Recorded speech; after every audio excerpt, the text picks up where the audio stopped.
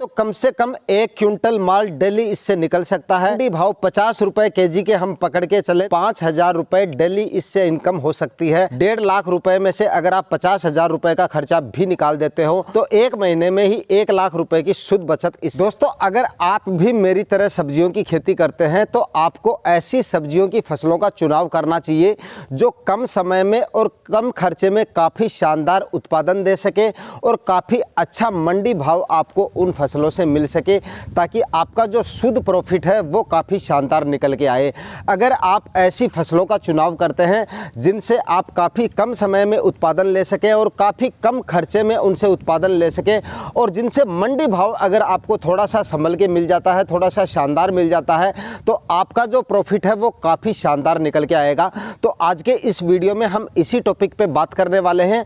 आज के इस वीडियो में मैं आपको एक ऐसी सब्जियों की फसल के बारे में बताऊंगा जिसको अगर आप अभी यानी इस समय लगाते हैं तो आपको केवल 35 से 40 दिन में उस फसल से उत्पादन मिलना शुरू हो जाता है और उसके जो मंडी भाव हैं वो आपको लगभग 40-50 रुपए प्रति केजी के हिसाब से मंडी भाव भी आपको उसके मिल जाते हैं। कहने का मतलब है कि 1 एकड़ से आप लाखों रुपए का काफ़ी शानदार मुनाफा ले सकते हैं। तो दोस्तों, आज का ये वीडियो आपको कंप्लीट वॉच करना है। चैनल पर नए हैं या सब्सक्राइब नहीं किया है तो चैनल को सब्सक्राइब कर लीजिएगा और साथ में बेल आइकन भी जरूर प्रेस कर दीजिएगा ताकि समय समय पर आपको खेतीबाड़ी से रिलेटेड वीडियोस मिलते रहें। नमस्कार दोस्तों, मेरा नाम है सुरेश और आप देख रहे हैं खेत किसान झुंझुनू। तो दोस्तों, अगर आप भी सब्जियों की किसी ऐसी फसल की तलाश में हैं जो कि काफ़ी कम समय में तैयार हो जाए और उसका जो खर्चा हो लगाने का वो काफ़ी कम हो और उत्पादन काफ़ी जल्दी से आपको मिलने लगे और मंडी भाव जो है वो काफ़ी शानदार मिले, तो यहाँ पर आपको करनी चाहिए चप्पन कद्दू की खेती।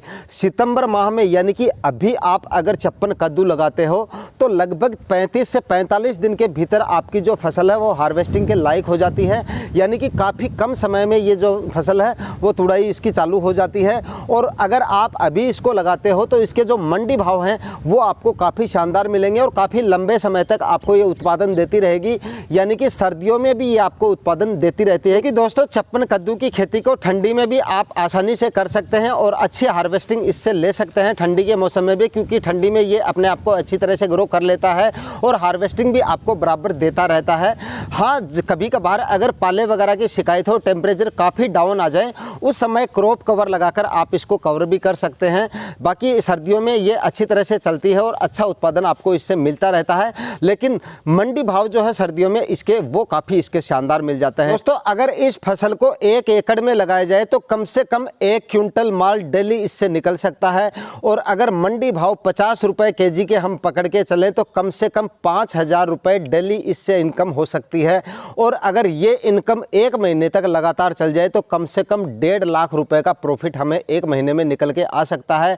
1.5 लाख रुपए में से अगर आप 50,000 रुपए का खर्चा भी निकाल देते हो तो 1 महीने में ही 1 लाख रुपए की शुद्ध बचत इससे हो सकती है, अगर चप्पन कद्दू की खेती तरीके से की जाए और मंडी भाव अगर इस तरह के हमें मिल जाए। तो चप्पन कद्दू की खेती अगर आप कर रहे हैं तो पहले आपको ज़मीन की तैयारियां करते समय 3-4 बार आपको अच्छी तरह से कल्टीवेशन करके ज़मीन को तैयार कर लेना है।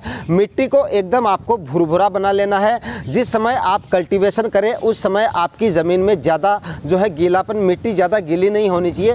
हल्की नमी इसमें हो सकती है लेकिन ज़्यादा गीली मिट्टी में आपको इसका नहीं करना है। कुछ किसान भाई पहले जो है पलेवा करके यानी सिंचाई करके उसके बाद में इसका जो है वो खेत की तैयारियां करते हैं, लेकिन अगर ऐसा करना पड़े, ज़मीन अगर आपकी ज़्यादा कठोर है तो आप हल्की सिंचाई करें और उसके बाद में 3-4 दिन तक पड़ा रहने दें और उसके बाद में धूप निकलने के बाद में आप उसकी ज़मीन की जो है वो तैयारियां करें और 3-4 बार आप कल्टीवेशन करें। हर कल्टीवेशन के बीच में आप 1 से 2 दिन का गैप ज़रूर रखें अगर मिट्टी में थोड़ी बहुत नमी है।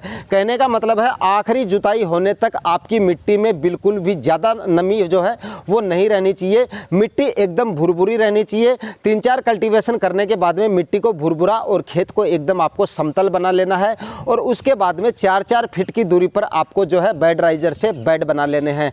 उसके बाद में दोस्तों प्लास्टिक मल्च आपको जो अगर आप चप्पन कद्दू की खेती कर रहे हैं तो प्लास्टिक मल्च का उपयोग ज़रूर करना है।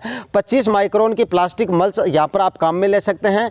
प्लास्टिक मल्च लगाने के बाद में अगर आप प्लांट लगाओगे तो 4-4 फीट की दूरी पे आपकी लाइन से लाइन की दूरी हो गई और प्लांट से प्लांट की दूरी आपको यहाँ पर 1 फीट रखनी है। मैक्सिमम मैक्सिमम आप 1.5 फीट तक भी रख सकते हैं, लेकिन इससे ज़्यादा आपको नहीं रखनी है। दोस्तों इस तरह से आप 1 से 1.5 फीट की दूरी पर सीड सोविंग कर सकते हो, यानी बीज से बीज की दूरी आपको 1 से 1.5 फीट रखनी है और लाइन से लाइन की दूरी आपको 4 फीट रखनी है, 4 फीट से कम नहीं रखनी है। इस तरह से आप इसको मेंटेन करके और अपना जो है इसकी छप्पन कद्दू की खेती कर सकते हो। बात करें अगर इसमें आने वाली बीमारियों के बारे में, तो इसमें थोड़ा अटैक होता है रस चूसने वाले कीटों का, यानी वाइट फ्लाई वगैरह के, मच्छर वगैरह जो होते हैं उनका अटैक होता है। और उसके बाद में फल जब शुरू होते हैं उस समय इसमें जो है फल मक्खी का प्रकोप शुरू हो जाता है।